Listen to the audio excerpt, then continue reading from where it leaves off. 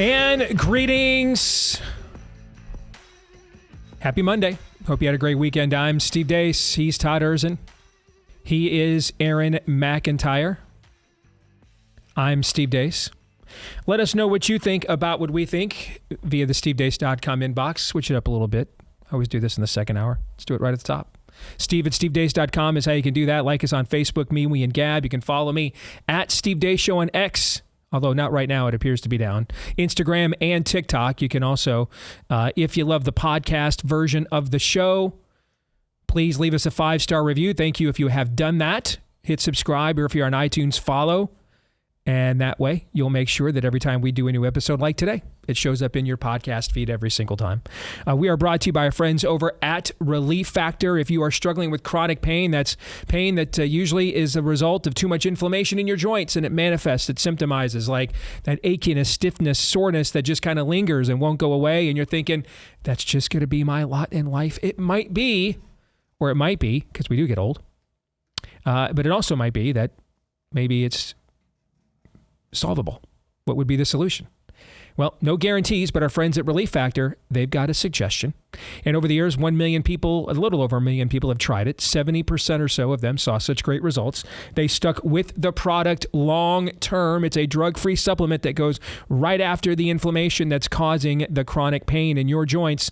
If you want to see, if you don't see a difference in 3 weeks or less, you know it'll cost you just $20 to find out. That's all it costs. For the 3-week quick start, when you go to relieffactor.com, that's relieffactor.com, or call 800-4-RELIEF. All right, coming up on today's show at the bottom of the hour, we're going to be joined by our good friend Bob Vander Plaats. And the President of the United States gave a speech to the nation last Tuesday. And in it, he said several interesting things, but maybe one of the most interesting is he verbalized out loud in front of the country, and would we find out about 50 million people watch this? Almost 60, yeah. Almost 60. Via terrestrial or traditional. And so he said to that audience, he said, I believed God saved me to make America great again. So we're going to discuss that from multiple angles with our good friend Bob Vander Plaats coming up at the bottom of the hour. And then next hour. So I try to avoid, frankly, as much of these internecine, which is a nice stained glass window way of saying urination match. Okay. I try to stay away from as many of these as I can. I've got, my own opinions are incendiary enough. My own takes and the way I will express them are radioactive enough. I've got enough of my own baggage to overcome. Not to mention, like Kareem Abdul-Jabbar once said about carrying Bill Walton up to court. I got these two Jim Oaks here. I pay out of my pocket too. I got their baggage. I got to manage as well. All right. So I try to stay out of as much of stuff that I am not directly involved in as I possibly can. But this is something that has come up routinely in my feed on X, when X is working, in the last few months. There has, I don't think any of us, even our Jewish friends, want X to go back to the way that it was compared to what it is now. I mean, it's the freest platform. It's the freest large platform on earth. Yeah. Which is important because it's also the largest information dissemination platform on planet Earth at the exact same time, right? Yeah. But there's going to be trade-offs, particularly in the era in which we live now. And one of those trade-offs has been, shall we say, there has been, at least, I don't know about you guys' feeds, but certainly in the stuff X is trying to feed to me, there is an uptick in incendiary language about certain groups, races, Jews in particular, and not just from the Hamas, Queers for Palestine crowd that were causing all the college disruptions a year ago, but people that are on our side. And several of you guys have asked me questions about this. And is this what Christians believe or not? And some of this, I think, is likely being mislabeled because we are seeing the return of and I think it's a welcome return, by the way. I mean, it's a theological camp I share a lot in common with, but we are seeing, particularly in Aaron's generation, Gen Xers, millennials and Gen Zers below Aaron. We are seeing a resurgence in what used to be known as, and is still known, I guess, as Reformed theology. Fair? And so because of that, there are some things that historically the Christian church has thought about the nation of Israel and what the relationship is between Christians and Jews at various times. Todd's church, for example, still historically holds on to many of these notions. That might be new to those of you who think Christianity started in America with Hal Lindsey's Late Great Planet Earth or the first Left Behind book. And those have been the dominant views in America, in American evangelicalism, and therefore in terms of what people understand about Christianity for much of our lifetimes, right? Yeah. And so what is it, just theological provocateuring from a position that is maybe not familiar to people in this day and age, and so it comes across as incendiary when really it's what a lot of the same people that a lot of your churches are named after thought for hundreds of years and hundreds of years ago?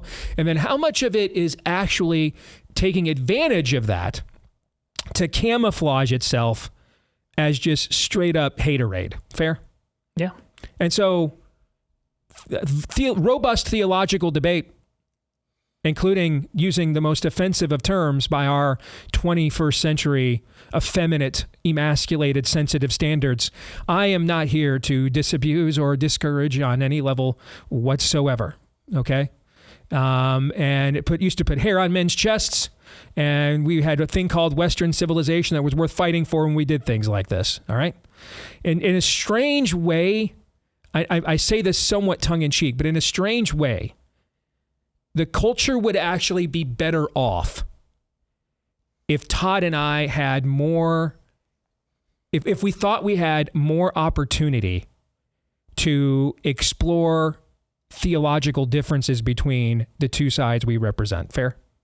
Oh, for sure. Like as the jamoke you mentioned earlier, obviously grateful for the coattails, but often if there's differences we have, this is where we have strategically. I'm like, yeah, I know that person only has 10,000 followers, but you should kneecap them because it serves a greater purpose. These are the kind of discussions we have. Absolutely. Yes. And because of the main meta reason you're talking about. The greatest story ever told demands that we dive into this and do the grown-up stuff. Correct. And there are times, listen, even as they're canonizing the New Testament, there are times Paul and his fellow disciples, they go their separate ways. Like, we're not going to be able to do this fellowshipping thing and this evangelism thing right now. So, YOLO, you do you, and you go where Jesus wants you to go, and because it's clearly not where I think Jesus is sending me. So this idea that everything's just going to be hunky-dory and we're going to buy the world a Coke, we're just in a situation right now where at least that's the view of our show. If you have your platform, you have a different view, you're welcome to that. But the view of our show is that right now we need one another, otherwise we're speaking Arabic. If not just flat out doing satanic chants at City Hall. Have you seen the video from Syria? You're absolutely okay. Right. I mean, that's kind of where we're at right now. All right. And so that is one of the prime strategic reasons I even put Todd on the show. To represent a viewpoint I don't have, and a group of people that I don't typically fellowship a lot with, who are right now we very much need one another against a foe that would basically like to end the Western civilization that prior to them we were fighting each other for control of. Okay, so what is real? And then what is camouflage? Next hour, we're going to invite on a man by the name of Ray Fava. And he runs a website runs an account on X known as the Evangelical Dark Web. And he is going to come on, and it's not a debate. I don't even know what I'm debating. That's what I'm trying to figure out, okay? It's not. I don't mind debates, but it's not a debate. I want to interview him because he clearly has a way of communicating things that at times, frankly, I bristle at. But I could be wrong because I'm sure I communicate in ways that make other people bristle. So I just thought, come now, let us reason together. Let's have this conversation. I want to hear what he has to say because he is certainly not representative of an insignificant amount of people, at least in terms of as what people see out of Christianity on X. So how much of it is he just represents a historical viewpoint that in our soft, effeminate age, we're just not familiar with, and it's offending people? Well, no, I don't care about that. Do you care about that? No, I don't. No, none of the three of us care about that, Aaron. Not at all. Or is this? Should we be legitimately offended? You know what I'm saying? Yeah. Not because of the tenor or the temperament or anything of that nature, but substantively at its root, what is being said, no matter how it is said, should be considered to be offensive. Fair? Yeah. So we're just going to have this conversation in the next hour, and we look forward to it. All right? And before we get there, though, let's have Aaron's rundown of what happened while we were away. What happened while we were away, brought to you by Transition. Are you expecting a recession this year? I hate to predict things like that. There is a period of transition because what we're doing is very big. We're bringing wealth back to America. That's a big thing. And there are always periods of, it takes a little time, but I think it should be great for us. President Trump is doing his best to temper economic expectations, but he told Fox News over the weekend he's still overall optimistic. Because we're doing great things in this country. This country's really got a chance to be pretty quickly great again. I think the country has got a big light over it right now. Late last week, the Department of Homeland Security announced they've arrested 2 DHS employees after allegedly tipping off others to coming immigration and customs enforcement raids. Each person faces up to 10 years in prison. International news, Israel cut off the electricity supply to Gaza.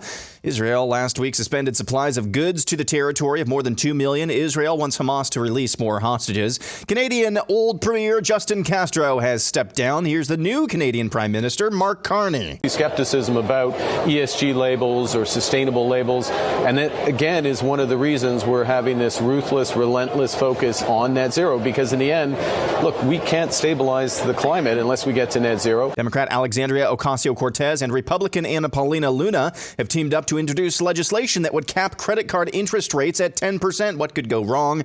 Nature is Healing update. Work began this morning to dismantle the so-called Black Lives Matter Plaza in Washington, D.C. Breaking news, transgenderism really hates God.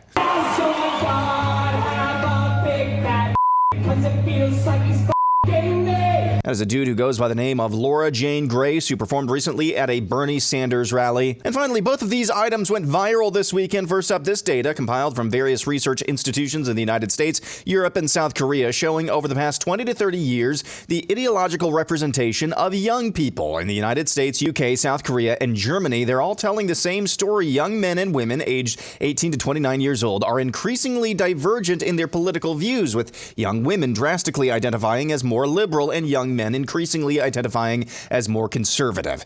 And then, I love you so much, but I've always wanted a partner to be on the same wavelength, and so today I can't. I love you so much, and I know I want to stay with you and keep growing our relationship.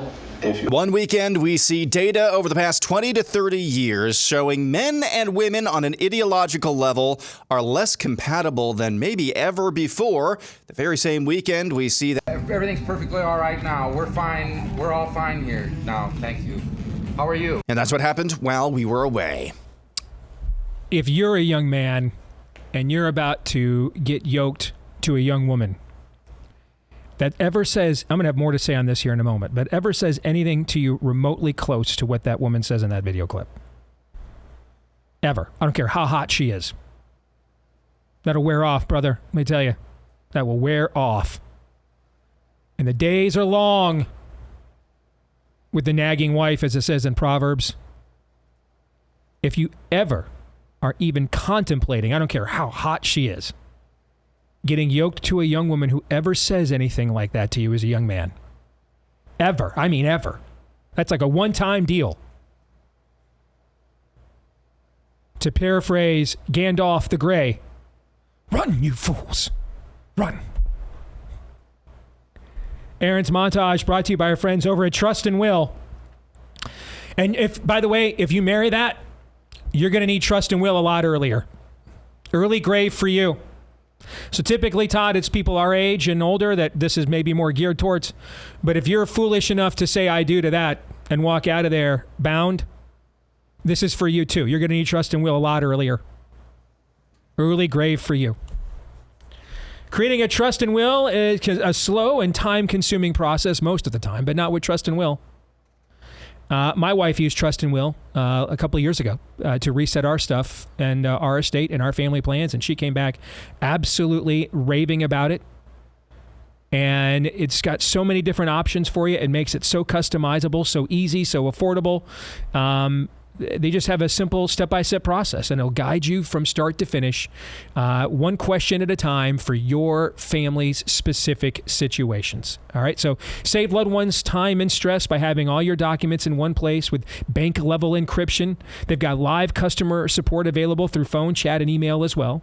Uncomplicate the process with Trust and Will. Protect what matters most in minutes at trustandwill.com/Deace. That's trustandwill.com/Deace. And get 10% off plus free shipping. That's 10% off and free shipping at trustandwill.com/Deace. All right, Aaron, it's montage. We go real quick. It's very, I would argue maybe didn't go far enough. But that is also something that in his first term, the president would not have done.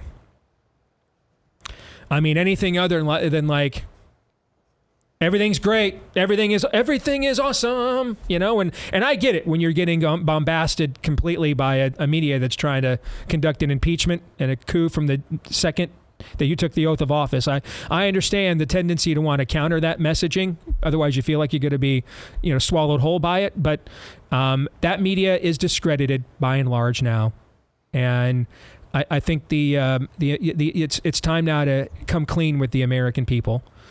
And Trump saying there's going to be a transition phase to the economy is about the closest, maybe, to things are going to get worse before they get better. Because I think they will get worse before they get better. I think that they will. And I've been using this analogy, guys, on the show for the last few months to when Reagan took over after Carter. I know if you're young and maybe you don't remember that era or you were born afterwards, you've kind of been taught this idea that it was like an 8-year Pax Reagancana. Okay, and from the moment he took over, the hostages got released and interest rates came down and everybody bought a new house and everybody's taxes got cut and the Soviet Union just immediately ankle grabbed. That's not exactly how that all went down, as I recall, Todd. No, the Iranian hostages came home, but the rest of that took literally years. And Reagan's first midterm was a disaster for the GOP. There was a lot of talk, even well into 1983, that he had no chance at all at re-election. And then, momentum suddenly turned. Second half of 1983, you have the whole situation in Grenada. The economy now begins to respond and recover, and you have the greatest recovery the country's had, other than what occurred, post World War II in the 20th century. And the rest, as they say, is history. Dude wins 49 states. But in March of 1981 and March of 1982 and March of 1983. I mean, people looked at you like, I don't think that's happening. And yet it did. So I think it is wise for him to temper expectations, particularly because he does seem, it is something we've talked about before, it is an issue that he has been consistent on his entire public life, even when he was still a very popular celebrity with the mainstream. And when he would do Oprah and delve into political topics, he still talked about tariffs and leverage and trade deals. So it's very clear that he is committed to that mission. And that is going to cause some, shall we call it, use his term, transitioning, given how even some of our allies like Canada and other countries may respond to the fact that we're not going to ask them to pay the same tariffs back to us that they're making us pay to them, So, this could just be a transition period. Again, I think the president is wise to set that expectation. Yeah, we are overrun by such childish thinking. I mean, right now, from the Democrat side, I thought you said the price of eggs was going to come down. Guys, on this specific issue, the Biden administration and his so-called experts, they culled the chickens. They killed them all on purpose. All right? That is a deep hole that they dug. It takes a while to get out of. You don't just snap your fingers Thanos style and suddenly have a new herd of chickens. Yeah, it's going to take a while to rebirth and to replace all the chickens y'all just killed. Yes. Now take that and go writ large on the meta issue he's talking about. On every other matter of the economy, the Biden administration killed all the chickens. There's a deep hole we have to get out of. And now from the right, economists on the right, they're starting to talk in NPR tones. I don't know. They all like certainty. Guys, grow up. All right? This is going to take some time. And yes, his use of tariffs is not going to be consistent with every country and every issue. This is high stakes poker. This is how you play it. And quite frankly, if you all wanted to do something different before, you shouldn't have sucked so badly at it, okay? Amen. And do not agree with this guy's lifestyle. Do not agree with his at all. I think it's reprehensible to purchase children. But Scott Bessent's, the Treasury Secretary's messaging on the economy has been excellent. And I think they're actually doing real economics now. I think in the first term, the economy was good to great in the first term of the Trump administration. But Trump would often fall back on, well, look at the stock market, look at the stock market. The stock market is not really the economy. It's just really not. I think they're actually doing real economics now, because I've heard the message multiple times now from Scott Bessent and hinted at by Donald Trump that we're trying to replace government spending as the main driver of GDP with private sector spending. That's what we're trying to do here, which is the way an economy should go if you want that economy to continue and perform well into perpetuity. There are other matters as well that they've messaged on that I think are awesome. Okay. And there's this fixation with the stock market. There is no fixation that I see right now with the Trump administration. So they're being honest. They're saying it's going to take some time. We've got a huge hole, but what we're trying to do is more sustainable and will lead to actual real wealth creation in the long run. So again, it's going to take time. Let's now circle back to that video at the end and those trend lines, because I think we touched on this with some other data about a week ago or so on the show. I think this is the most fascinating trend that is happening in the culture right now, is you are watching bifurcation now between young men and young women at marrying and childbirthing age and their value systems. The woman in that Netflix video did that man a life favor. He should be very thankful that she did that. The problem is that he didn't do it first. He should have recognized right away. And see, here's the reality of where we are with this. And this is going to go one of two ways. And I'm going to tell you which way it's going to go if it's Christless conservatism, if it's just being based for the point of being based. If it's, hey, I'm just really ticked off and I've had enough and I'm going to go Michael Douglas. I'm going to go Gen Z version of Michael Douglas and falling down, okay? Where I park my car on the interstate and then just go on a spree and leave my car there. I'm going to do the online Snapchat, Tinder, coding, social media version of that, all right? Where I'm just going to spray invective via my keyboard on every platform I have a chance at. Let's show these ladies who's boss, okay? We're very based, all right? Let me tell you how that's going to work, because you can see it in that clip right there. He's completely mesmerized by attraction and everything else. He hasn't vetted her at all. She vetted him. Did you notice that? I went and listened to their sermons. I even picked the topic I wanted. She knew what she was listening for. He didn't. Because here's how this is going to go. If there's no Holy Spirit here, I promise you Jezebel's going to win. 100% Jezebel will win. We used to have a saying when I was in college, because I've got daughters now and I'm 52 almost, and when I was a child, I thought, spoke, and reasoned as a child, and when I became a man, I set aside childish things. So I won't quote that saying, okay? So let me paraphrase it in very more polite terms.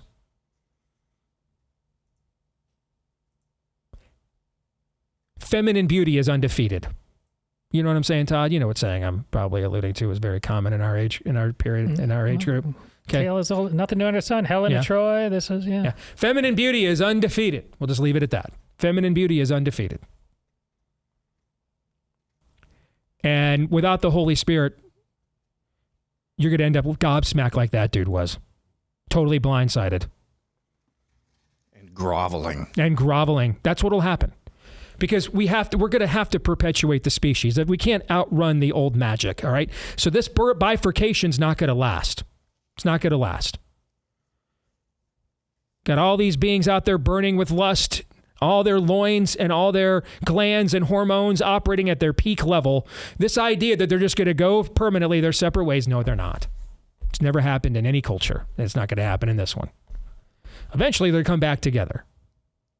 The question will be, who's zooming who? Someone has to lead. The creation runs on headship. Someone has to lead. Someone has to. So you're either leading her or she's leading you. The idea that this is cohabitual ain't true, and it never will be. I can promise you that. So without a class of men, you can be as based as you want. You can watch as much of the Tate brothers as you want. I promise you right now, the Tate brothers, you know why they're in the position they're in? Feminine beauty is undefeated. No one's going after the Tate brothers because of they violated jaywalking ordinances. They can't control themselves around women either. And they're as based as we get.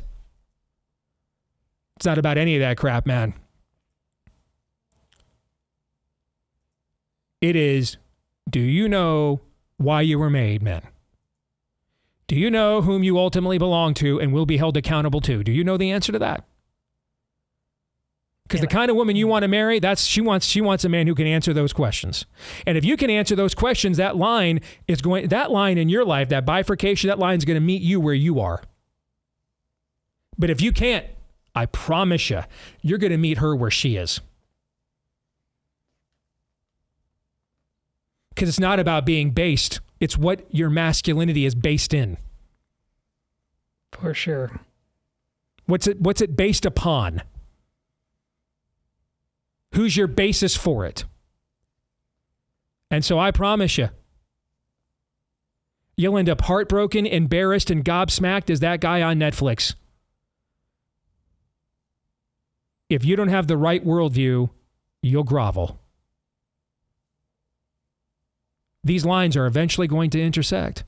It's just a matter of in which direction. That's the intersection of these lines is inevitable. The direction in which they're going when they intersect, that is the variable. Aaron, you have any thoughts on this? It's your generation. Or closer to it anyway. I'm familiar with the church that she invoked because I lived up in the Twin Cities for a number of years. And she's probably correct about her characterization of their teaching on gender.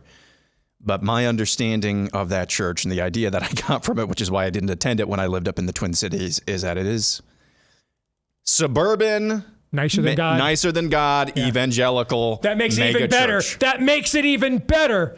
We want to make sure we're going to offend every Steve Deace out there we possibly can. We're not like the Steve Deaces and Orrin McIntyres. We're not like them. We're not one of those Christians. We're the nice people. And then you still got up there and got face planted by the devil on national television. Aaron, that only makes my point even more. Even more.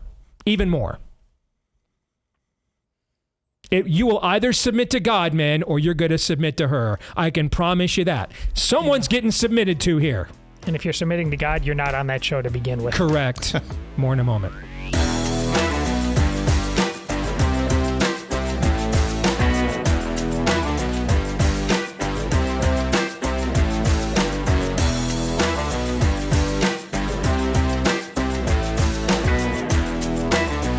This part of the show brought to you by our friends over at UnderTac.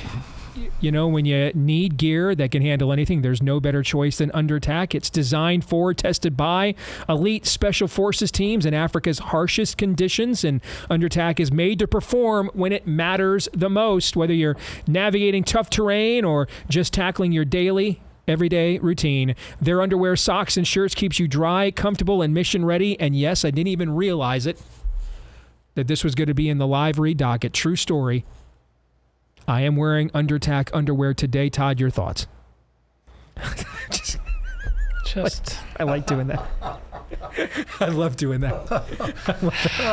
And I always wait. I'll look over to make sure he's like barely paying attention, so he's just not at the ready. Yeah, I was fine. I was just doing my own thing, doing my job. And all of a sudden just catching a stray. Just needless trolling, no reason. I think everybody should be comforted by that comment. Indeed. All right. Listen, Undertack they got great gear, great stuff.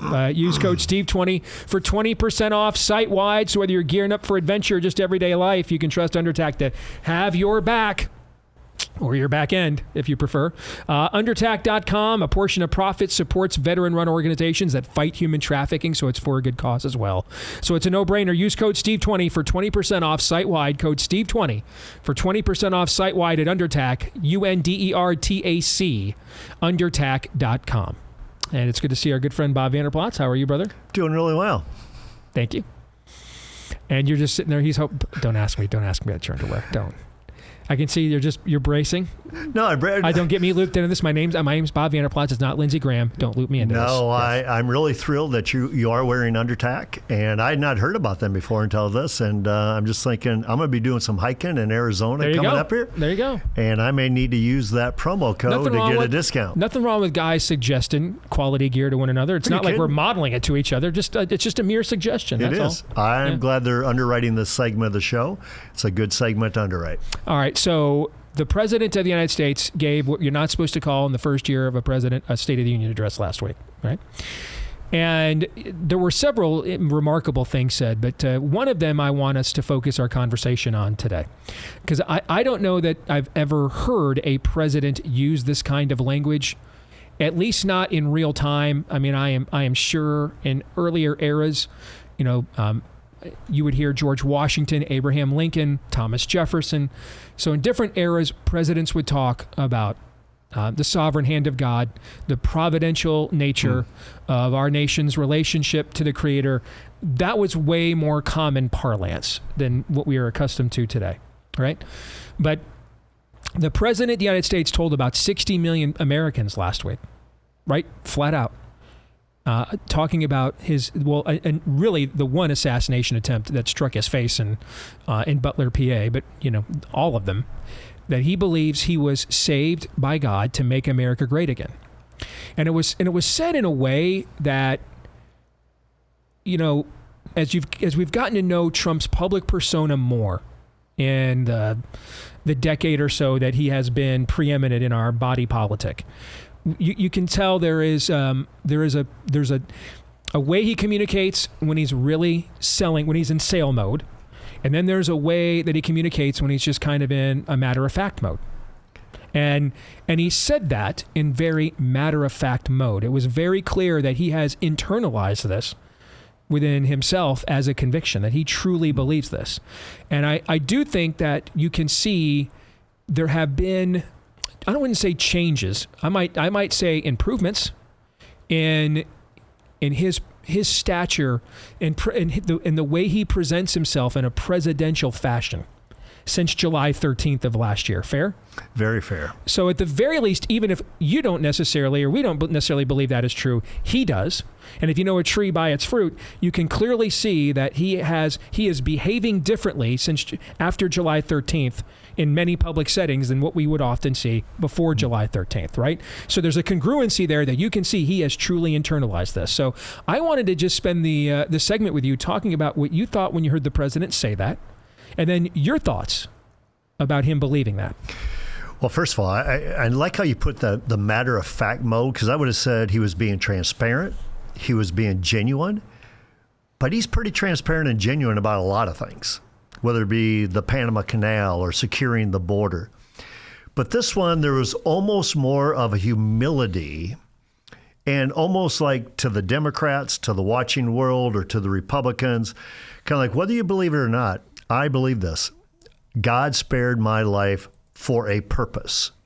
And the purpose for him is to make America great again. I think, Steve, I go back to Ronald Reagan. And when Reagan survived his assassination attempt, Reagan didn't say, God spared my life for X, but he said, God spared my life, so therefore the rest of my remaining days will be lived for him. Mm-hmm. Trump is basically saying, no, God had a sovereign hand here, and he saved my life to lead this country right now, to make America great again. I happen to believe, and I said it right away in July 13, where a lot of people would say that bullet was a near miss, I believe it was a direct hit. It was a direct hit to wake up President Trump. Because what happens when you survive a near catastrophe, a near fatality? It gives you a more of a bold and courageous spirit, does it not? I'm just telling you from my own personal life. Even before I got spiritually converted, I survived a serious car wreck, head through the windshield, emergency ambulance called and everything else. Wasn't wearing my seatbelt. I definitely should not have survived it. And I'm sitting there in that hospital room overnight while they're monitoring me for severe concussion syndrome. And I'm thinking to myself, how did I go from voted most likely to succeed to a guy who got flunked out of school and I'm working in a mailroom? I mean, I'm a loser. I mean, it absolutely causes you to reconsider your own mortality and purpose on the earth. No question about it. It makes you reevaluate. Even what happened with you, Steve, out east when you were doing the Nefarious movie. Yeah. It kind of shakes you up, right? And I think that's what happened with him. So him saying, God spared my life for a purpose. And I happen to read into that. Yes, God wants your leadership, or God has a purpose for your leadership, a divine plan for your leadership. But I think also him getting spared was waking up this country. You're on a precipice. You are running away from the heart of God. Mm-hmm. And so then when Trump comes out, not only about God spared my life to make America great again, but what's his common theme about making America great again? A common sense revolution. A common sense revolution where God created them male and female. So what it is, it's not just common sense, but it's based on God's word. It's based on our faith. And basically a lot of the stuff he's trying to implement, whether it's getting our economic house in order, passing a balanced budget. Who's heard that for the first time in a long time? Mm-hmm. Securing the border. Restoring the national or the international leadership under him. I think there's a lot of things where he's saying, this is a common sense revolution, but I'm having a bold and courageous spirit because I came out of the gate.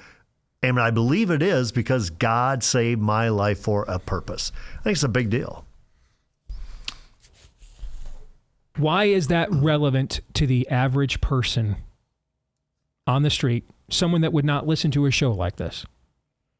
And would maybe fashion themselves a normie who, the largest growing group we have, particularly in Gen Z, are the nuns. Yeah. Or I'm spiritual but not religious, and they don't mean that in the context of, is Christianity a religion or a relationship? And the answer is yes. But they mean that in the process of I'm not, accountable to anything other than myself, right? Mm-hmm. Okay. So if you're in that group, why should the president believing this matter to you? Well, let's tie it back to you, Steve. Remember when you walked Bourbon Street before you were saved? Yes. You walked Bourbon Street. The scariest moment I had since I was old enough to stand up to Dave Deace was the walking Bourbon Street. You could just sense darkness. Like I couldn't quantify, but I'm like, there's like a weight. There's something, something not right about this. And obviously that stuck with me because you shared that story with me, because I took my boys to the Final Four in New Orleans. I said, we're going to walk Bourbon Street. And you said to me, hey, listen, before I was saved, I knew that was dark. Yeah. Yes.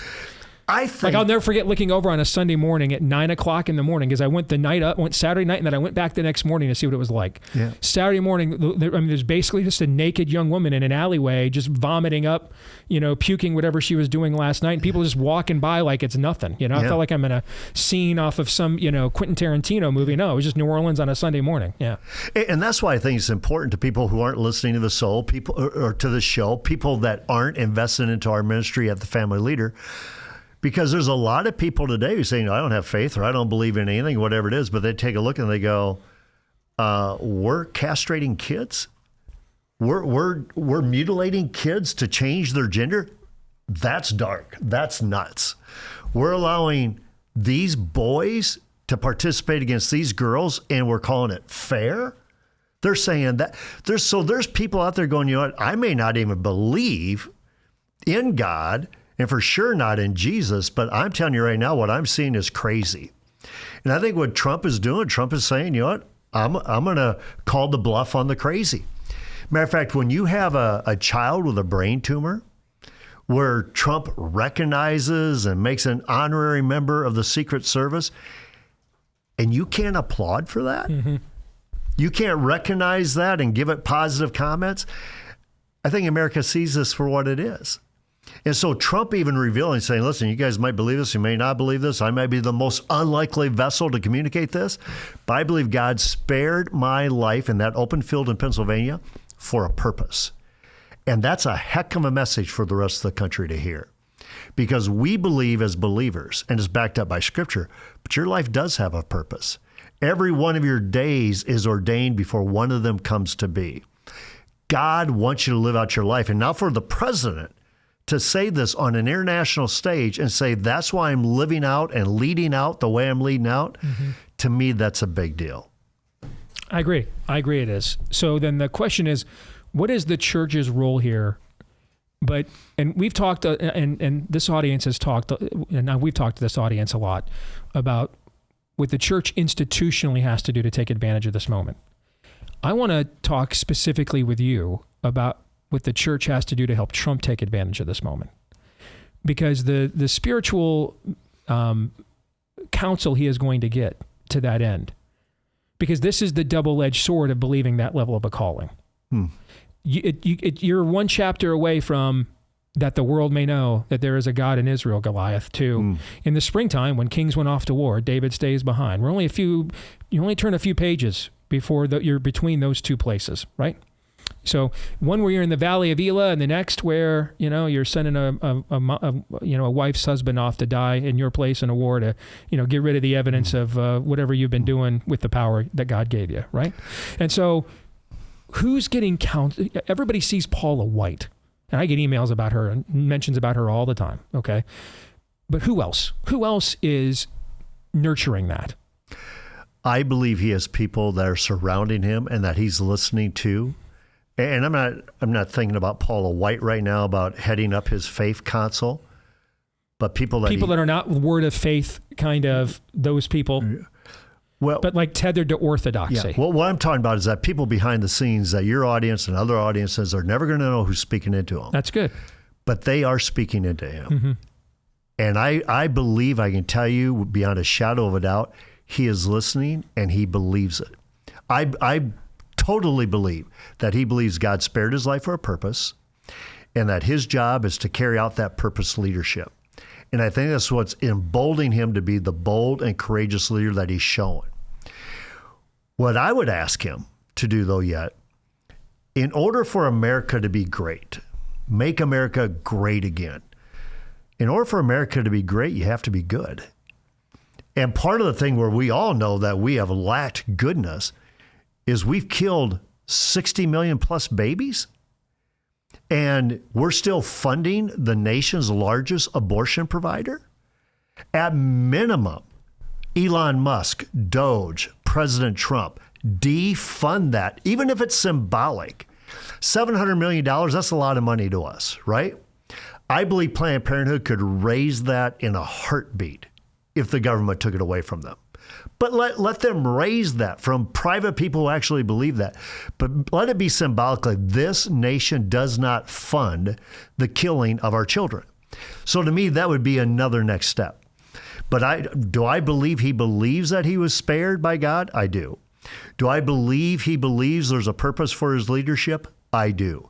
Do I believe they need to go the next step and defund Planned Parenthood? Yes, I do. But I think you're seeing out of his leadership, even what he calls the common sense revolution, so the common Joe and Mary on the street can understand it. But I think it really is emanating from the faith. If President Trump called you on the phone and said, what is the one thing I need to be the most self-aware about, the most concerned about in terms of my leadership? I've got 2 minutes. What would your answer be? I think my answer to him would be, you need to make sure that you're playing for an audience of one, because that's who you're going to give to an account to one day. And you have the biggest mantle in the world to be a minister of God. And so use your leadership to point others to him, not to you, but to him. And everything that you do, make sure that it's under that headship. So not to the applause of men, not to the applause of whatever, not to I got the biggest crowd, but I'm going to do the right thing because it's the right thing to do. This is legacy leadership right now. And there's very, very few people, and he knows this as well. Think of the last time somebody left a job or got voted out of a job or got fired from a job and then said, you know what, by the way, we're going to let you come back 4 years later. Doesn't happen often. It doesn't. I mean, that's why it's historic, right? Especially electorally. No, I got hired and fired by 3 different sports talk radio stations in a market in a year and a half once, but now you get not quite like this. But now you get to come back in. Mm-hmm. And your life got spared, and you won an election that nobody thought you could win. Even when he looked at the Democrats and said, remember when you weaponized government against me? Mm-hmm. And he said, how did that work out for you? Mm-hmm. He understands the divine placement as well. So I would say play for an audience of one. Surround yourself with people who are going to give you wise and discerning counsel, and then have a bold and courageous spirit. And let's see where it takes this country, where it takes you as well. I think it'd just be flat out fun. Thank you, Bob. Good to see you, brother. Good to see you. Todd and Aaron got about 30 seconds. You got either one of you got a quick comment we just heard from Bob? This has everything to do with the conversation we had in the first segment. When it comes to meaning and purpose, don't wait for a bullet to graze your ear. Praise the Lord that it gave Donald Trump, regardless of whether he's regenerate, it gave him clearly some courage of conviction that he truly believes that God saved him for a purpose. Don't wait for that moment in your life. You have meaning and purpose now. Seize it. Amen. Thank you, brother. Thank you. God bless, guys. When we come back, should we be concerned or are we just being soft? We'll discuss next.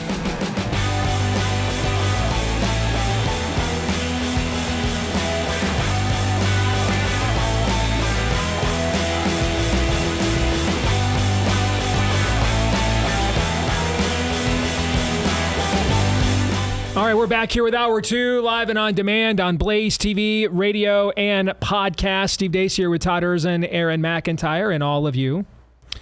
Brought to you by our friends over at Beam. If you're looking to get a good night's sleep, you can count on Beam to help you with that and wake up energized as well.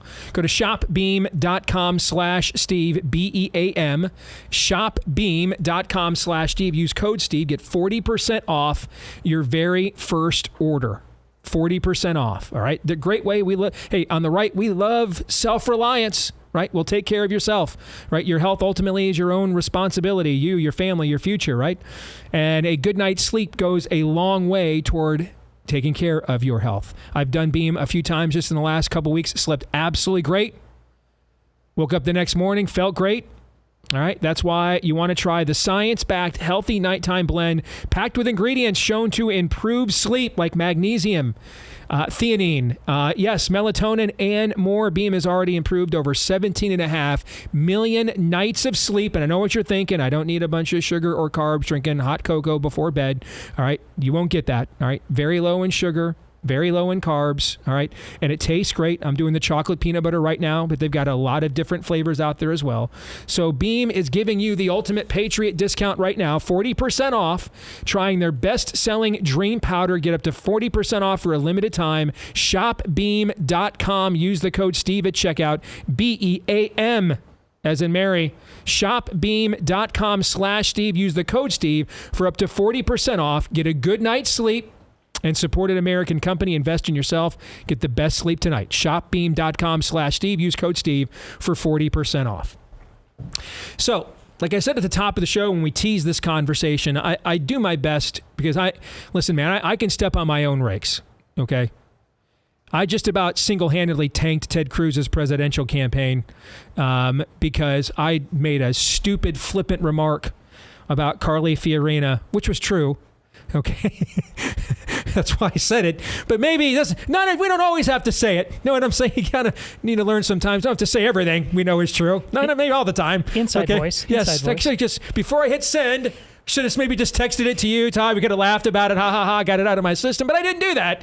I hit send. I typed it on X for tens of millions to see, hit send, and before you know it, Fox News finally remembered my last name was spelled Deace, because I'm all they talked about the very next day. Yeah, I'd been working for you for about 2 weeks, and I was like, well, I had a nice run here. Yeah, I moved down here from Minnesota for that.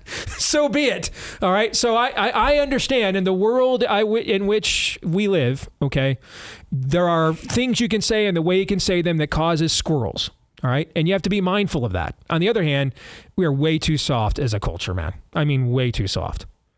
All right. And your offense is not a standard. Your panties in a bunch is not a standard.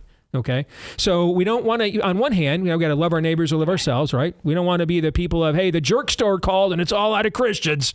We don't want to be those people. Okay. But on the other hand, if we are constantly measuring ourselves all the time about what will offend people, we're just never going to get around to telling them the truth they need to hear. Can I get an amen on that? Amen. So, and then we are seeing, especially in the millennials and Zoomers, we're seeing a resurgence of what's been known in the past as Reformed theology, which is essentially what basically every Protestant believed from about 1517 to about 1917.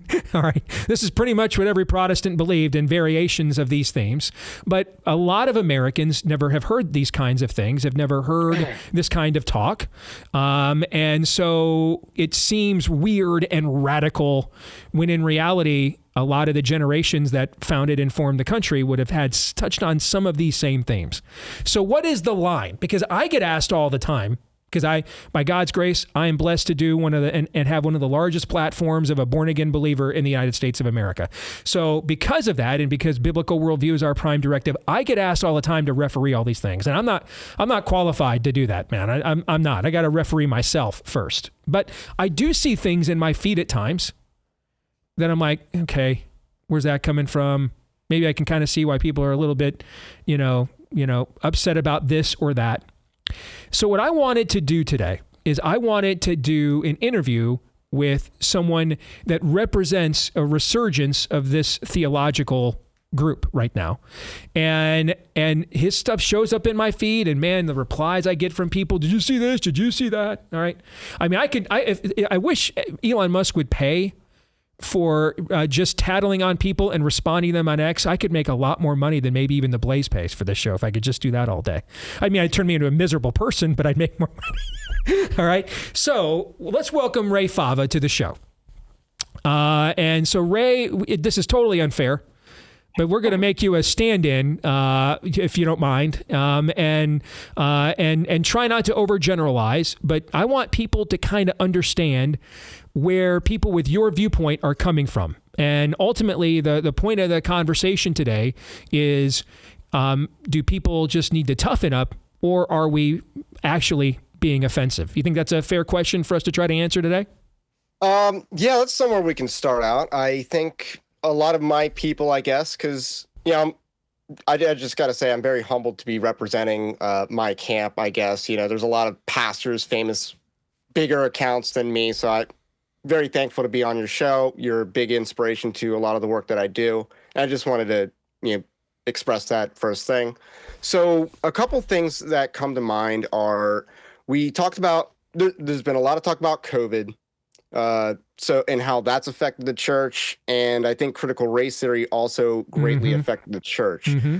So these two things, I think, were the two bombs sitting next to the, I guess, the two sticks of dynamite that sat next to a pile that's since kind of exploded in the church.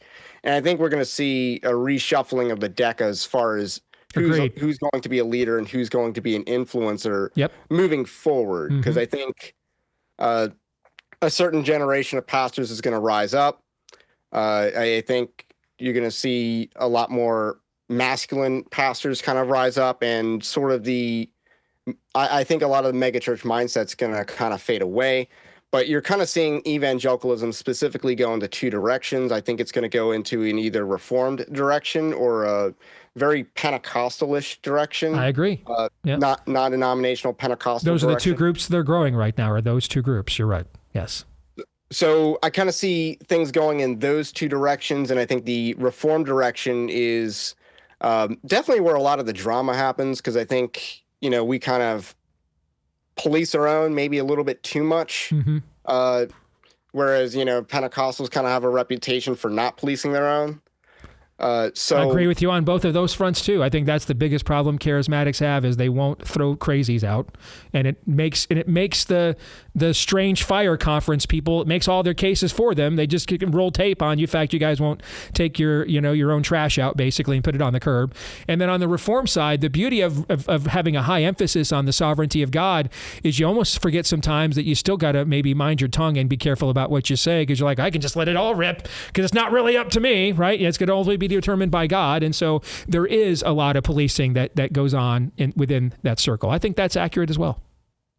So it's hard to say what exactly is breaking us down, but I think a lot of it is embodied by the meme of return to tradition. Mm-hmm. So well, let's pause for a second. Let's get people to know a little bit about you, okay? Because I think I did a little research on you, and I saw a YouTube clip. I think you ran for county commissioner there in your native Maryland a couple of years ago, right? Yeah. I watched that entire video. I agreed with like everything you said. In fact, I noticed you said a curious line in that video. I noticed, because it's something I've said on my show many, many times, that Democrats run for office to do things and Republicans run for office to be somebody. And I saw you say in that video, I'm running for office to do stuff, not to be somebody. All right. Yeah. So tell us a little bit about your background. So my background is, I've grown up in the church. I don't really have a dramatic, conversion story. I'm a married father, have 2 girls, and I'm currently a small business owner. So that's a relatively new venture in my life. I founded a Christian media company. This isn't my day job. This is like a side thing that I do, called Evangelical Dark Web. And we do a lot of Christian news gathering and commentary, because we find that news gathering is kind of a struggle in Christian media, and a lot of Christian news sites don't exactly practice discernment. Mm-hmm. Christianity Today was kind of an inspiration for that, because they were filleting the faith of Pete Buttigieg, which was kind of abominable to me at the time. And a lot of other Christian organizations and news, they're really...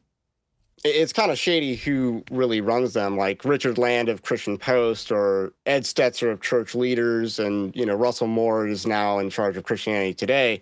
So there's not a whole lot of good options for that. And, some of the big stories we broke were the Alistair Begg story that I know made waves last year. We technically broke that story wide open. And then everyone... That's how I first heard of it, was when you covered that story, and we covered it on our show pretty heavily at the time. So, we do a lot of work like that, but my big thing now is like I'm trying to run a small business and try to make it a bigger business. Is kind of what I do in my daytime now. So now that we know a little bit about you, and you live in Maryland, ran for office, married guy, has a couple girls, and trying to produce content that isn't controlled opposition for the spirit of the age. We're all about that on this show as well. Okay, so let's reset something that kind of, let's let the audience know why you and I are specifically having this conversation, if you don't mind. So Aaron, let's call up graphic number 1, if we could. All right, so this is actually what prompted you and I to originally engage. Okay. It just seems like every time I see Israel in the news, I just see, frankly, things I think are stupid. All right. And so people acting like they've just got this they're the first ones to ever come up with, I think the Jews did it. They're the first ones that have ever come up with this line of thought. All right.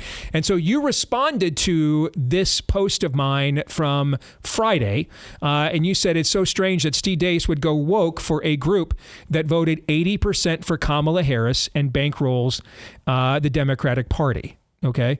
To which I responded, I mean, if we're going to go by that standard, then blacks voted even more for Democrats. So, I mean, if we're going to dispense truth and grace to people on the basis solely of who they voted for, well, then we're going to have to cross a lot of different lines there. So tell me why you thought what I said was woke. Well, I do think in general that the rush to, kind of root out anti-Semitism, I kind of view as a woke buzzword.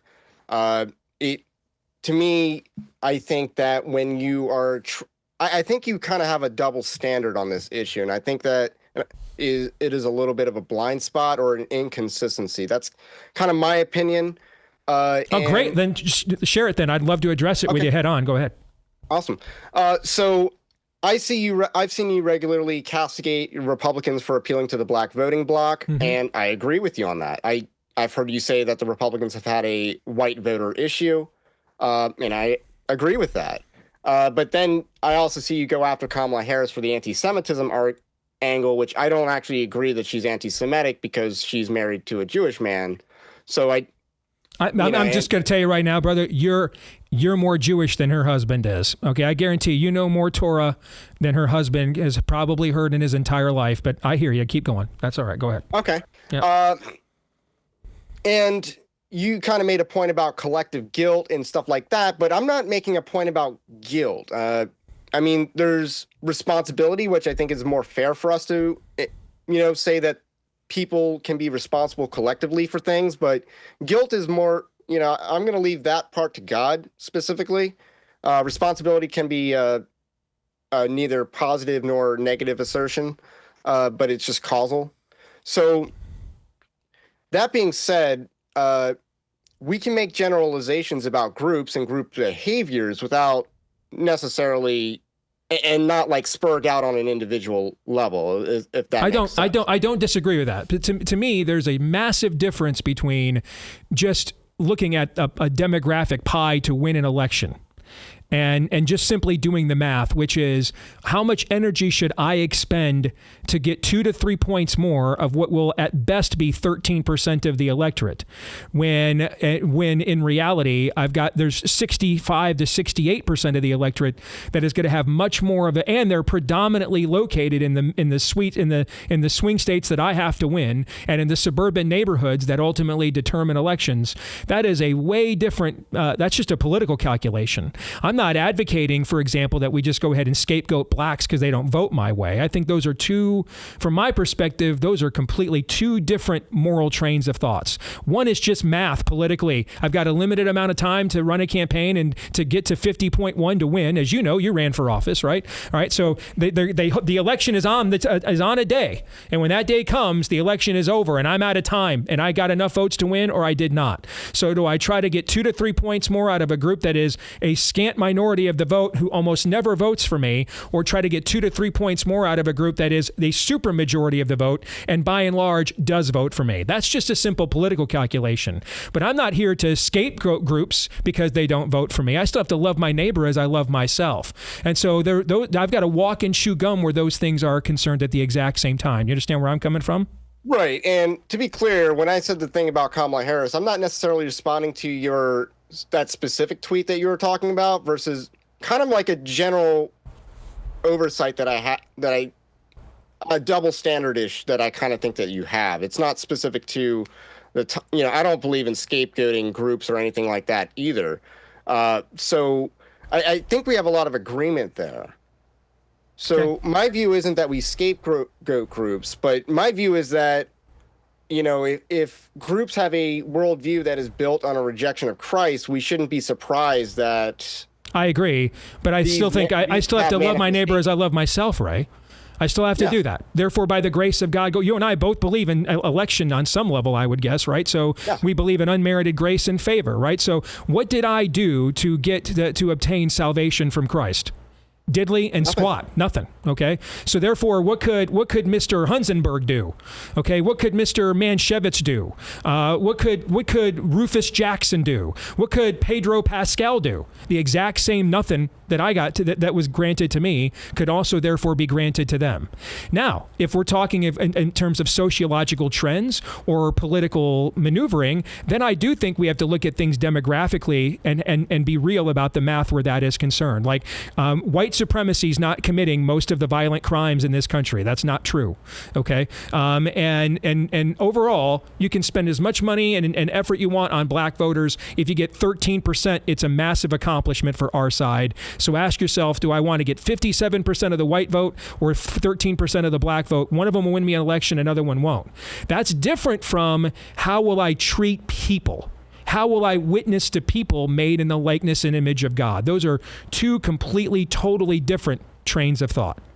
Let's do this. Okay. I want to, Aaron, call up number 2. Okay. So I went through, I read every post you made in your X feed throughout the year 2025. All right.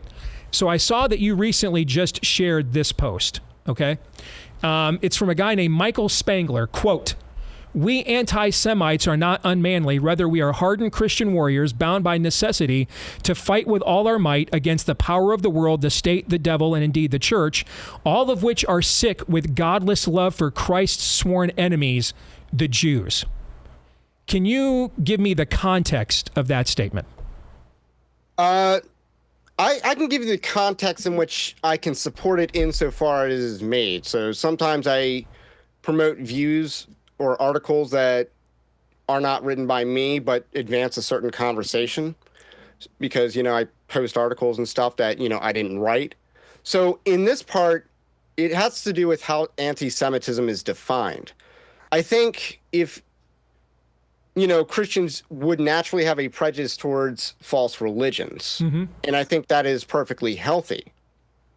However, it's also worth mentioning that, if all the Jews converted to Christianity, that would have major implications for the state of the Jewish culture and, a Jewish nation. So that would basically bring that to an end. So in any case, I think anti-Semitism is such a loaded term that there's no use in fighting it. There's no use in it. It should just be treated as a powerless term, similar to what we've done with racist, homophobe. I get that. Listen, okay. If that's it how were, I want to treat it. I get that, and again, I don't think not believing that the Jews are not the chosen people, that covenant is fulfilled, that the church has replaced or fulfilled the mission of Israel. Our audience has been walked through all those various traditions and teachings on this show many times. So this is not a place that thinks that if we don't empty the treasury for the Israeli Defense Force, you're an anti-Semite. This is not that kind of a show. They've heard all these nuanced positions, and you know that. Here, Aaron, can you put that one back up there one more time? Here's what concerns me. It's the last line here. All right? Christ's sworn enemies, the Jews. I thought I was Christ's sworn enemy, and I thought Christ died for his enemies. While we were enemies, Christ died for us. That seems to be singling out a group of people as uniquely marked for damnation, or could be read that way. Or is that an unfair characterization? What would you say? I don't think that's an unfair characterization. Again, I'd appreciate if you go over some of what I've said, not some of what Michael Spangler has said. He's a pretty controversial guy. Yeah, I'd not heard his name. I've had a cordial relationship with him, but... Okay. So I'd never heard of him. I've never heard of him, Ray, until I saw that was something you just retweeted from him a few days ago. So I wanted to be that because I get taken. I'm a racist, misogynistic, xenophobic, homophobic bigot before I get up in the morning. I am sensitive to this. Believe me, we all live in this world. I've been called those things on national TV. The places guys like you want to get to challenge. I've been to those places and called all those things. I've been called America's Taliban on CNN. All right, I've gotten all the attacks you guys are trying to harness. I've already received them all. So I'm sensitive to why they do this. So I went and looked, but Michael. Can I add one more thing real quick? That? You bet. So there's a thing that he's responding to by James Wood. It's something that I wanted to cover, and Michael Spangler's response was also something that I wanted to cover as sort of, an article and story. So sometimes I retweet stuff in advance of what I'm going to write about. Okay, fair. All right, Aaron. So I haven't written about it, though. Let's go to number 3. Okay, so okay. I went and looked at who Michael Spangler is. Never heard the name in my life. Had no clue. Okay, so I went and looked at his feed. I found this right after the election. Quote, "Ignore these compromisers. Race is real. Jews are evil and whites are supreme." End quote. Had you ever seen that from Michael Spangler before, Ray? Or any of that kind of language before? I think I have. Do you think if someone took that to mean unchristian and unbiblical, would that be a fair characterization in your view? I do believe that race is real. I do believe that Judaism is evil, but, Christ can rescue people from that. And whites being supreme, I get why people would be uncomfortable with that. I get that. Again. How is race constructed in the Bible? In a biblical worldview, how is race constructed, do you think? Race is patrilineal, so it has to do with a common ancestry. Mm-hmm. So in other words, completely unlike how we define race in our current culture whatsoever. A lot of times Americans define race strictly as skin color, Correct. but I believe that is a little bit too pan-ethnic. Mm-hmm. Can you understand why using that kind of language, and again, I've had to learn these lessons the hard way at times, not with that kind of language, but other language people found incendiary, that when certain phrases are used like that, whites are supreme, can you, as a guy with a young family, you've already put yourself out there, man, running for office. Most men don't have the guts to do that, so props to you for that. Okay, so as a guy who's trying to build a business, who's trying to serve his community by running for office, can you understand why using a phrase what after you say the term "whites are supreme," pretty much everyone's going to cancel out everything you said before that and after that, and only focus on that? Can you understand that? I can understand why that would inhibit someone like Michael Spangler's ability to reach a broader audience and stuff like that. Do you feel like you should continue to use someone like that as an affirmative source that expresses those kinds of thoughts? I mean, is this some sort of struggle session, Steve? Because I'm a little confused. Because there are a lot more abominable things than politically incorrect views on race that we kind of get information from and trade ideas with. Well, that's all subjective. What's not, we could all go back and forth on what is subjective and what is more offensive and what is not.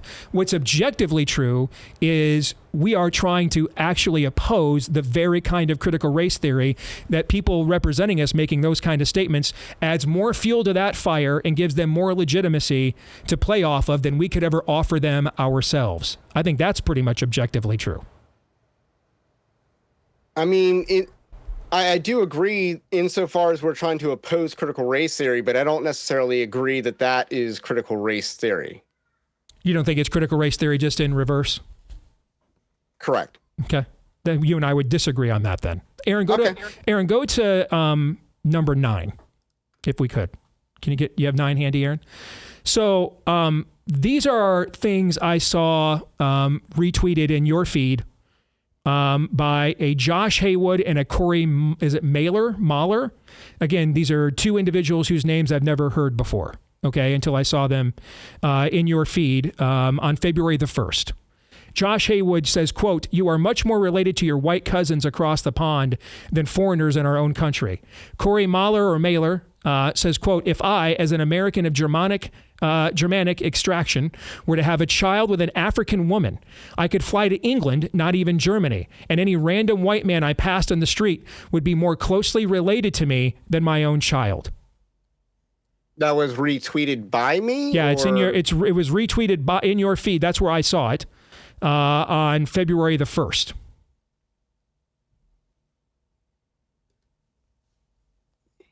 Okay. I think this was in response to what's going back and forth with Joel Berry of Babylon Bee, I think perhaps, and that's where I had seen these things. Do Josh Haywood and Corey Mahler represent? Are in my comments section, I guess. Yes, like I said, okay. I want to make sure we're taking you in context. I want to love you as my neighbor as well and treat you fairly. So I went through your entire not my feed. own words that I'm responding to; it's other people's words. Agreed, but you put your name on it. Otherwise, how many? I have to wrestle with that. Every time I share something, is it something that I want more people to see or not? Is it something that they would see if I had not, and should they, with me as the vessel for that, if I had not shared that or not? All right. So Josh Haywood and Corey Mahler, do you know these two individuals?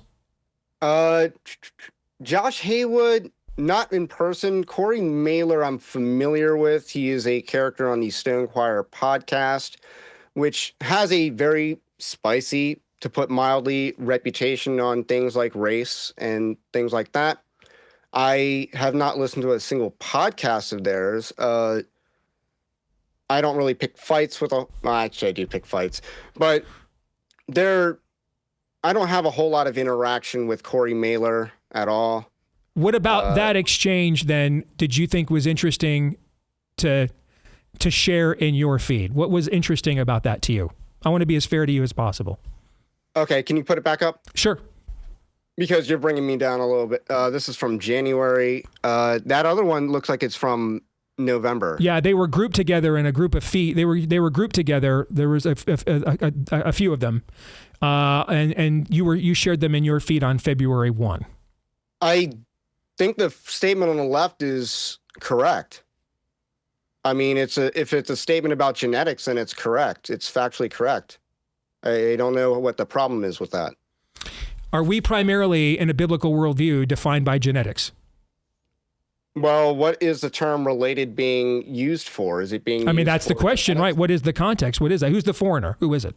So, for example, if you have someone who is not native born, but is a sold out spiritual follower of Jesus Christ, do you think you have more in common with them or someone else that just has the same lack of melanin in their skin as you do? Who do you have more in common with in a biblical worldview? So this is a debate that has been going on a lot lately. So you're touching on a debate here. So there's a debate about who we have more in common with, our unbeliever neighbor down the street, or even our unbelieving family member, or a believer abroad. So there's a lot of debate surrounding this issue. And I think people have kind of been a little clownish on either extreme by saying that we only have things in common with the unbeliever abroad, and we have nothing in common with our unbelieving family members, which I think is a little too absurd. We can take a very balanced biblical approach by saying that, nations are real. Christ's salvation transcends nations. So, all right, hold up. We're up against the break. I don't know if you heard the music there. I'll let you finish this point right when we come back, okay? All right. All right, stay tuned. More in a moment.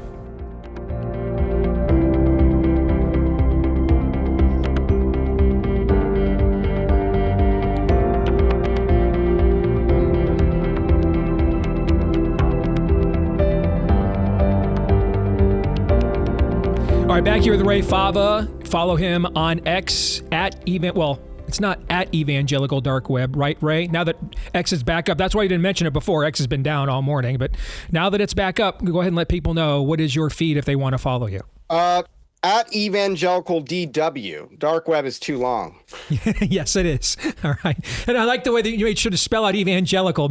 Everything else can be abbreviated. Spell the theological bona fides out. I like that choice. Right. All right. Finish the point you were making there before I move on to something else I wanted to ask you about. Go ahead. Awesome. So let me just say that, there is a way in which we have more closeness to the people around us, our direct neighbors, our family members that may be unbelievers. But there's a spiritual way that we have a closeness to fellow believers across the world that transcends national boundaries. It's a good distinction. Okay. Yes. I think nations are real. I think the church is very real. So these two things are real.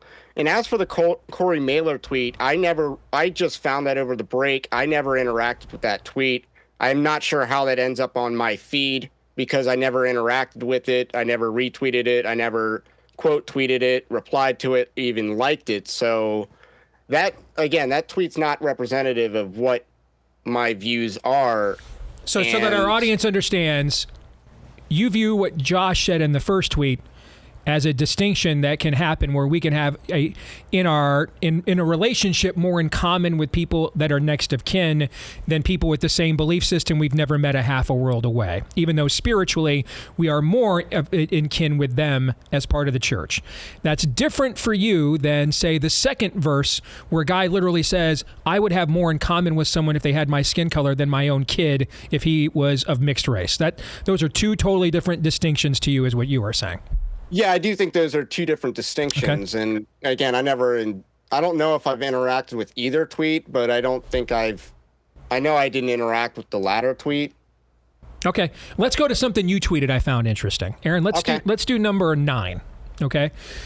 You wrote on January 31st, in the parable of the Good Samaritans, the baddies are the Jews who do not help out their fellow countrymen as well as the robbers. Now, what I kind of found interesting about this is the reason the Jews are the baddie because you're right, they are. They're the baddie and the Good Samaritan. But what I found interesting about this is It's because they believed in their ethno-superiority to the Samaritans. They didn't stop to help the Samaritan. The Samaritans were the half-breeds. They were the people that were left over from the Assyrian judgment, from the wiping out of the northern 10 tribes that had essentially, with other pagan nations that had come into that region for hundreds of years, married, intermarried. They had a false religion. They weren't pure Jews. They weren't the pure line. They weren't the pure blood. And so the Jews just kind of bypassed the Samaritan and walk over him because of their own ethno-superiority. I don't know, brother. I kind of found that to be almost like a self-own in a way. Am I not being fair now to you? I don't see what the disagreement on the Good Samaritan is, other than, let me just say, isn't the person that was on the street a Jew in the story? And the hero of the story is the Good Samaritan? Correct. Yes. Okay, so that I'm making a comment about people who don't help out their own countrymen. Mm-hmm. So that has nothing to do with modern Jews and any of this discussion that we're having. That's just a commentary on the Good Samaritan and who are also the villains in that story. I think the people who refuse to help out their fellow countrymen that was stranded and left for dead on the middle of the road, they're also villains in the story. But why did Christ pick a Samaritan to be the hero of that story, do you think? That's the point I was trying to make. Why was the Samaritan? He wanted to use a provocative example. Yes, and the provocative example of a Samaritan that would convict the Jews that he was giving the parable to. Why would that be the provocative example? Because they view themselves as ethno-superior to the Samaritan. That's why. The Samaritan was of a lower class distinction purpose. Christ is saying, God is not a respecter of persons. Whoever does the will of my Father, is who is in the covenant. It's not just something strictly by birthright alone. It's not just something that doesn't require a faithful level of obedience. And one of those faithful areas of obedience is we love our neighbor as we love ourselves. Right, but if you're trying to say that I'm arguing for ethno-superiority and stuff like that, that's not what I'm doing. I was just giving a commentary on the Good Samaritan and how we should love our fellow countrymen. You don't think the Good Samaritan is really about loving your neighbor as you love yourself, whether they're your countrymen or not? No, I do, but a passage, a parable can have multiple applications. Aaron, can you call up number 11? By the way, I've got 5 minutes, Ray, and I've got one more thing I want to ask you about, and then I'm going to let you have the last word with whatever time we have left, okay? Okay. I was curious, on January 30th, it said Vivek Ramaswamy doesn't understand America because he's not an American. Can you explain what you mean by that? Yeah, I think in many ways he doesn't embody our culture. He doesn't have a Christian religion. He has a Hindu religion. I think we've definitely laxed on what constitutes a national-born citizen as far as running for president goes, because I don't think Kamala Harris should have been eligible to run for president, because I'm not really convinced she should have been allowed to be a natural-born citizen. Vivek Ramaswamy has also recently castigated the Americans and American culture. I guess he's trying to, that we focus way too much on sports and, stuff like that instead of being nerds like these Asian countries are stereotyped for being, which I don't think is an accurate stereotype if we see the greater picture of it. And now he's kind of on his tour of trying to be like, how do you do, fellow Americans, going to all these sporting events and et cetera, et cetera. I think Vivek Ramaswamy has a great disconnect with the average American, and he views America as an idea, which is a fundamentally incorrect view. Todd and Aaron probably would agree with several things you said there about Vivek at the end, but you started by saying he wasn't a Christian. Do you have the position that you can't truly be an American unless you are a Christian? Is that kind of what you're articulating? And if that's the case, what Christianity, which tradition would that then require? I mean, America was founded to be a pan-Protestant nation, just point blank. Mm-hmm. That's kind of the history of this country. I live in Maryland, which was founded as like the Catholic colony, but I'm pretty sure it didn't stay that way for very long. We started off by talking about you running for county commissioner. Aaron, can you call it number 12? So I looked up Carroll County. Maryland's largest religious demographic in Carroll County is Catholics. There are about 40% of all churchgoers in that county as of the 2020 census. The census says there's 500 Buddhists to about 2,500 Muslims in that county. Maryland has the sixth highest Jewish population in the United States.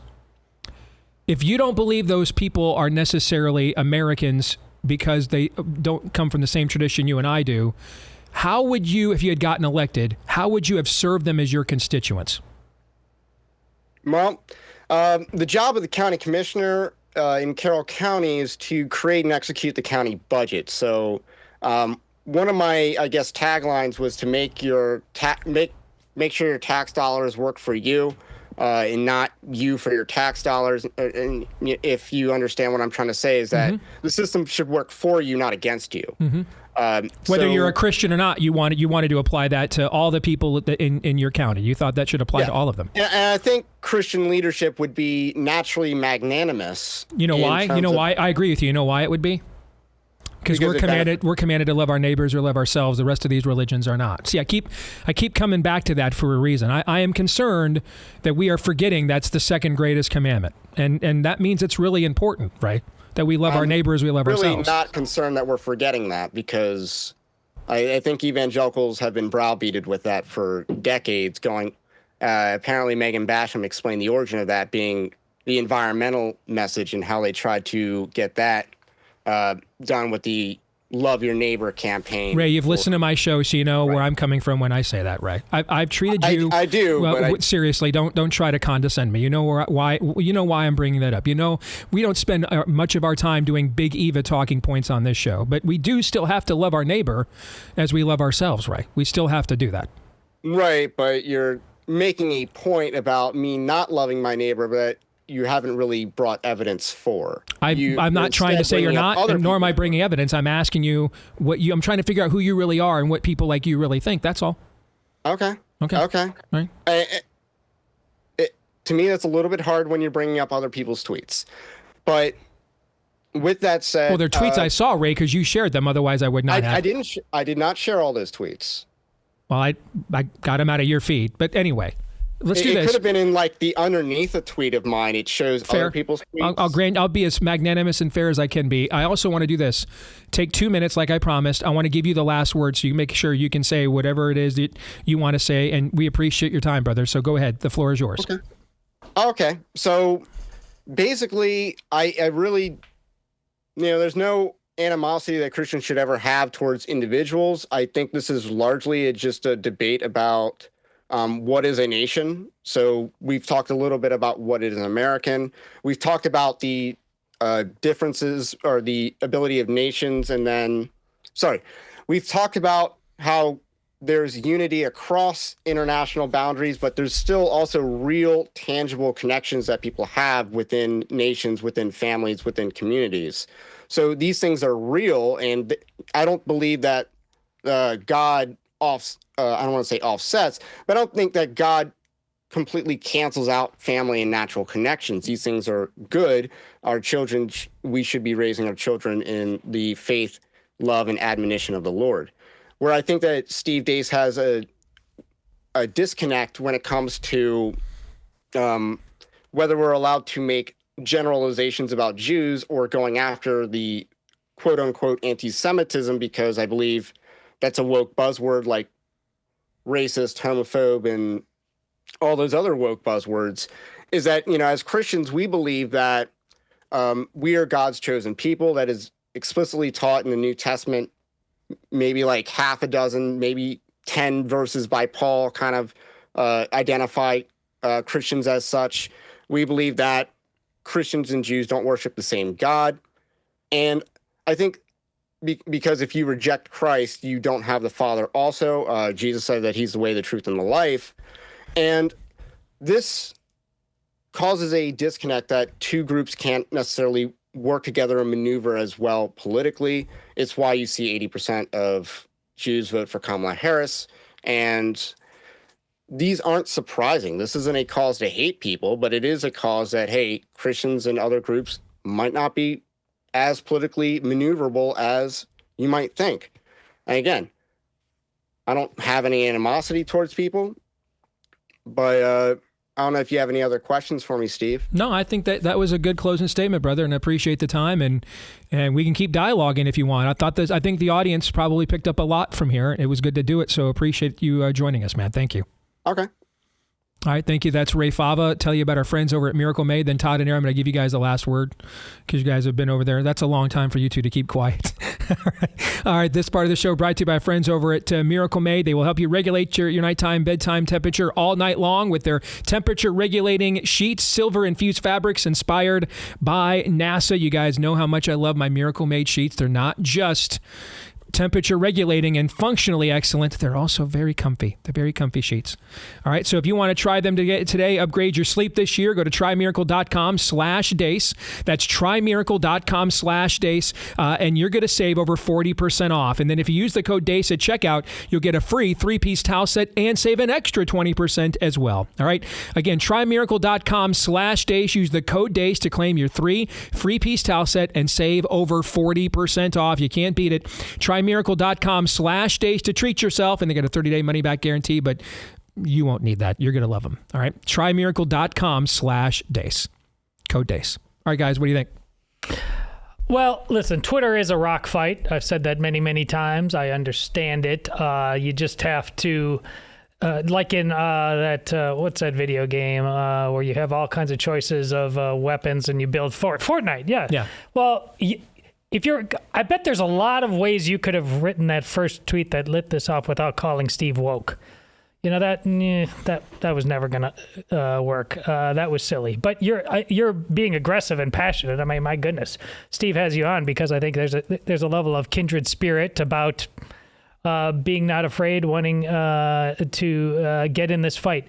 I agreed on his closing statement. Judeo-Christian, it's gotten sloppy, it's gotten lazy, but not just on the Jewish side. And that's why being overly condemning about Judaism when what's going on in modern day Christendom in America, in Europe, it's flaccid, it's a joke, it's confused, which is why Steve is having this conversation, because that confusion cannot stand on the Christian side either. And I think we need to make sure we're cleaning our own mess up just as aggressively as we are with whatever we believe to be the bugaboos of Judaism.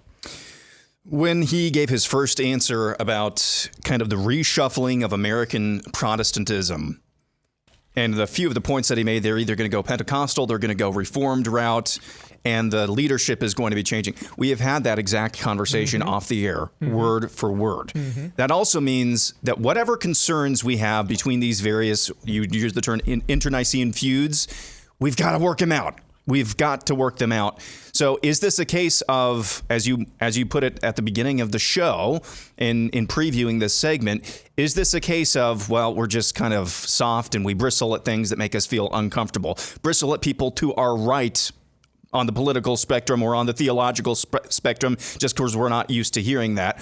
Or is there some partiality that they are actually showing against, inverse partiality, I don't know if that's even a real term, against a particular group of people with an immutable characteristic, ethnic characteristics? We've got to figure that out. And we got to have, and I'm not sure if we really did that today, but that's a conversation that absolutely has to happen. So my closing thing is, don't throw any babies out with the bathwater one way or another. Okay? Debates are good. Disagreements and working them out is good. Let's just continue to do so. Agreed. And I didn't have time to get to it. In James chapter 2, much of chapter 2 of James is about the sin of partiality. All right. And verses 1-8 are all about that. And of course, James is writing as a Jew who will later be martyred by his fellow Jews for believing in Christ. Okay. So, but the idea of, here's what we cannot do. We cannot respond to the racialism of this era by reverting back to the actual racism of bygone eras. That won't work. We haven't said this on our show in a while, gentlemen, but let me reset this. 0 times 0 is what? Still 0. Still 0. Now, I'm not here to accuse Ray of that. If that's what's really going on, I don't know. That's why I wanted to have this conversation. Are we soft, or do we need to have a checkup? It may not be the first time we have a conversation like this. Because on one end, we are going to need a wider Overton window to push back on the level of evil we're up against. Amen? Amen. On the other hand, though, we need to make sure we're not also becoming like that which we claim to oppose. Romans 8:28.